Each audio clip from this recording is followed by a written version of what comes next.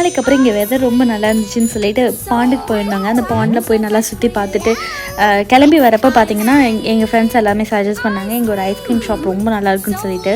Ice cream வந்து ஜென்ரலாக common தான், பட் இங்கே என்ன ஸ்பெஷல்னு பார்த்தீங்கன்னா ஃபார்ம் மில்க்லேருந்து ஐஸ்கிரீம் பண்ணாங்கன்னு சொன்னாங்க. இவங்க பார்த்தீங்கன்னா ஒரு டெய்ரி ஃபார்ம் மாதிரி வச்சுருக்காங்க. பட் நம்ம வந்த டைமில் மாடு பார்க்க முடியல, இந்த மாடு ஸ்டாச்சு மட்டும் தான் பார்க்க முடிஞ்சது.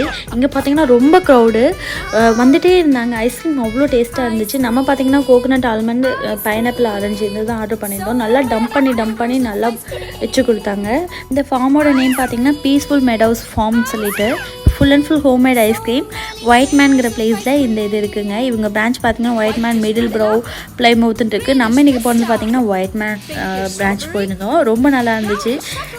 இந்த மாதிரி நீங்கள் ஏதாவது ஃபார்மில் போய் ஐஸ்கிரீம் சாப்பிட்டுருந்தீங்கன்னா கமெண்ட் செக்ஷனில் கமெண்ட் பண்ணுங்கள். அப்படியே நம்ம சேனலை சப்ஸ்கிரைப் பண்ணிவிடுங்க.